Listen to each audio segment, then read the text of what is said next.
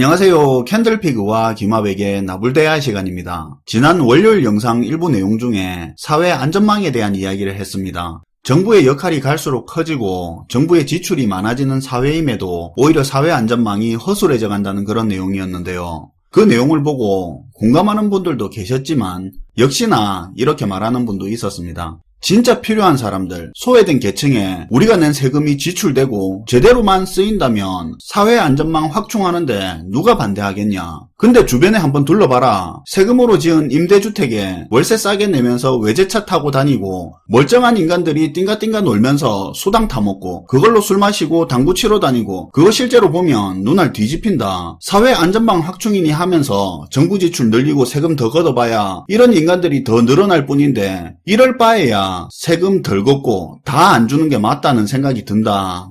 이런 이야기도 하는데요. 정확한 지적입니다. 정부가 제대로 효과적으로 쓰지도 못하면서 지출 늘리는 거, 이거 잘못하면 나라 말아먹는 일이죠. 그래서 오늘은 그런 식으로 나라 말아먹은 대표적인 나라 이야기를 한번 해볼 텐데요. 듣고 나면 여러 생각이 들 수도 있을 겁니다. 한번 들어보도록 하겠습니다. 반갑습니다, 김하백님.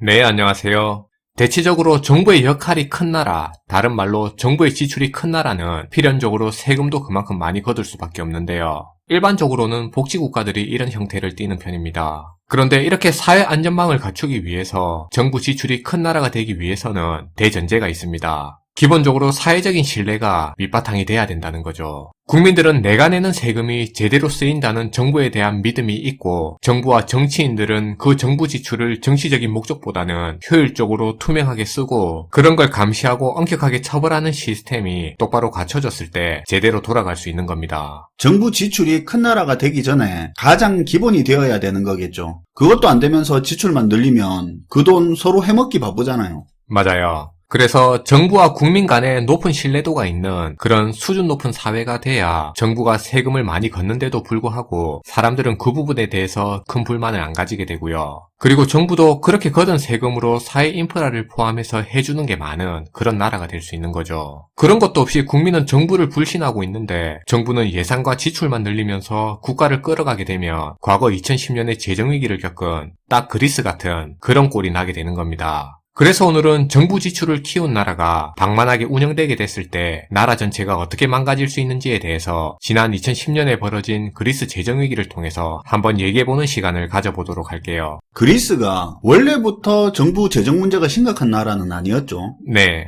사실 그리스는 80년대 초반까지만 하더라도 나름 제조산업도 기반을 가지고 있었고 경제 성장률이나 국가 재정 측면에서도 유럽 내에서 꽤 안정적인 나라로 분류됐습니다. 그러다 1980년대에 들면서 포퓰리즘 정치가 성행하게 되는데요. 포퓰리즘에는 좌파 우파가 따로 없다는 게 여기서 여실히 드러나게 됩니다. 80년대 들어 좌파 정당이 집권하게 되는데 이때부터 정치권에서는 국민들이 원하는 거 다 해주겠다고 하면서 국가 재정을 낭비하기 시작하죠. 그 이후에 90년대 초에 우파 정당으로 정권 교체가 일어나게 되는데요. 근데 재밌는 건 우파 정당도 정권을 획득하는 과정에서 기존의 좌파 정당보다도 더 포퓰리즘적인 정책을 공약하고 남발하게 된 거죠. 그래서 정권 교체를 성공하게 된 겁니다. 진짜 포퓰리즘에는 좌파 우파가 따로 없네요. 원래 포퓰리즘 정치가 한번 시작하면 국민들이 실망해 정권 교체가 되더라도 기존에 해주던 거 줄이면 또 정권의 위기가 오기 때문에 포퓰리즘이 더해지면 더했지 덜해지진 않아요. 이런 정치의 포퓰리즘적인 형태가 2000년대에 들어 그리고 그리스 재정 위기가 터진 2010년 사이까지도 이어지게 되는데요. 이게 당시에 어느 정도로 심각했냐면 당시 신문사에서도 많이 보도됐던 내용인데 그때 국내 대학 못 간 학생을 나라 세금으로 장학금을 줘서 해외 유학을 보내주는 그런 정책이 있을 정도였습니다. 이야, 공부 안 하는 학생표 다 빨아먹었겠네요. 그쵸. 그리고 선거 기간에는 우리 정당이랑 국회의원 찍어달라고 국외에 있는 해외 유권자들한테 들어와서 투표하라고 비행기표까지 보내줄 정도로 포퓰리즘적인 정책이 남발됐죠. 이거 근데 들으면서도 진짠가 싶은데요. 저도 사실 들을 때 그랬어요. 정부 지출이 이렇게 늘기는 하는데 정치권에서는 이런 지출을 자기들 정치적으로 유리한 데만 집중을 한 거예요. 일종의 국가 예산으로 국민들한테 표를 산 거죠. 이러다 보니 정부 지출이 늘어 우리가 생각하는 사회 안전망과 복지가 강화되는 게 아니라 포퓰리즘만 강화되는 그런 결과를 불러오게 된 겁니다. 그리고 당시 그리스 정부가 방만하게 정부 지출을 늘리다 보니까 사회 부조리 문제가 급증하게 됐는데요. 부패 수준이 굉장히 떨어지는 나라가 된 거예요. 돈 빼돌렸죠. 맞아요. 무슨 이렇게 눈먼 돈 뿌리는데 그런 게 없었겠습니까? 당연히 국가 돈이 공직자들의 개인 정치자금과 부정축제의 그런 수단이 됐고요. 그것도 그렇지만 특히 탈세 문제가 유독 심각했습니다. 국민들의 탈세요? 네, 예를 들면 당시에 이런 일이 있을 정도였는데요. 그리스가 지중해 섬이 많은 나라로 유명한 나라인데 이 지역 사람들이 워낙 탈세를 많이 하다 보니까 우리나라의 국세청 같은 그런 기관이 섬에 세금 받으러 가면 섬에 있는 마을장이 마을 사람들한테 지금 국세청에서 세금 거들어오니까 다 숨으라고 알릴 정도였습니다.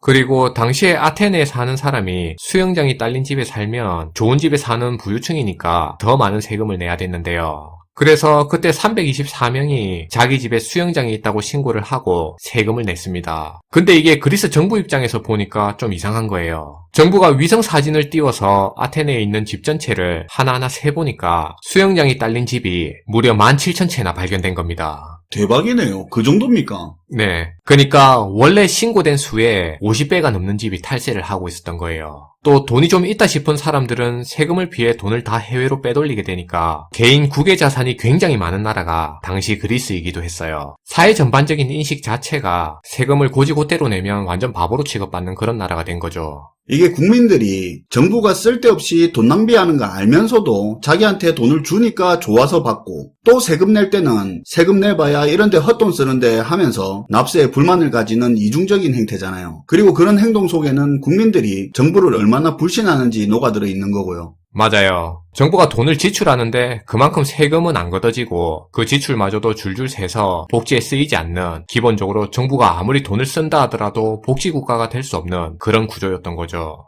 추가적으로 탈세와 더불어서 뇌물도 굉장히 성행하게 되는데요. 인허가뿐만 아니라 취업이나 자격증을 취득할 때도 돈 봉투로 뇌물을 줘야 일이 해결됐다고 합니다. 참고로 그때 나온 통계 자료가 있는데요. 당시 그리스 국민 1인당 1년 동안에 쓰는 평균 뇌물 액수가 180만원 정도 됐다고 조사되기도 했습니다. 이게 무슨 나는 국민 1인당 소득이 어쩌고 저쩌고 하는 줄 알았더만 국민 1인당 평균 뇌물 액수가 웬 말입니까?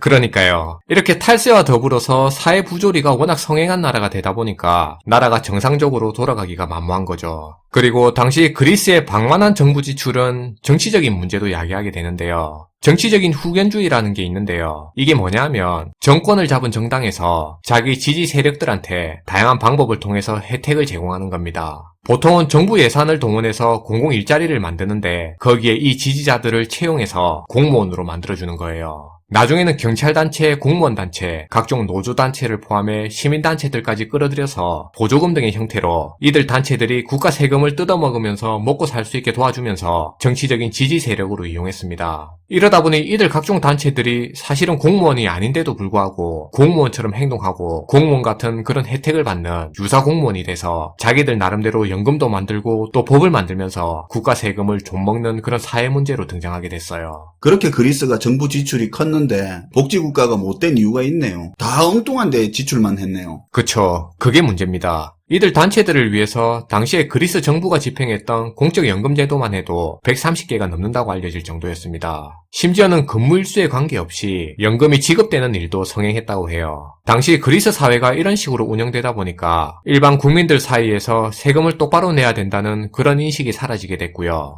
어차피 세금을 내봐야 전부 다 정치인들, 그리고 정치인들이 후원하는 노조라든지 그런 단체들, 그것들 배불리는 데만 쓰이니까 세금을 정직하게 낼 그럴 이유가 없다고 생각하게 된 거죠. 사회 기반 시설을 넓히고 각종 사회 안전망을 확충하고 또 국가 재정력을 높이는 데 쓰인다면 모르겠지만 당시 그리스 사회에는 그런 신뢰가 사라진 사회다 보니까 세금이 제대로 거칠 일이 없었고요. 실제로 복지 지출도 굉장히 적은 나라가 당시 그리스 사회였습니다. 정치권을 포함해서 국민들 다수가 나라 재정을 뜯어먹는 사회, 그게 자리 잡게 되고 만연하게 돼서 그리스의 정부 재정은 더 고갈돼 갔고요. 어느 순간 국가 부채가 순식간에 늘어나서 2010년에 소위 대공황과 같은 그런 상태에 빠져들게 됐어요. 정리해보면 그리스는 이런 정치적인 포퓰리즘과 함께 빚에 기댄 재정 난발, 그리고 탈세, 조세 회피 등과 같은 사회 부조리 문제 등이 복합돼서 국가 부도 사태를 맞게 됐다고 볼 수 있습니다. 네, 오늘도 잘 들었습니다, 김어백님. 네, 감사합니다. 정치가 청렴하지 않고 국민은 의무를 소홀히 하면서 권리만 주장하고 그렇게 정부와 국민이 서로 신뢰하지 않는 그런 국가가 복지국가를 표방하면서 재정 지출을 늘려갈 때 그게 얼마나 위험한 건지 그리스를 보면 알 것 같은데요.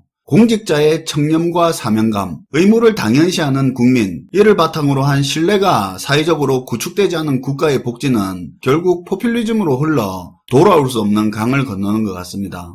복지국가, 복지에 돈 많이 쓴다고 그냥 복지국가가 되는 게 아니죠. 시청해주셔서 감사하고요. 지금까지 나불대화 시간이었습니다.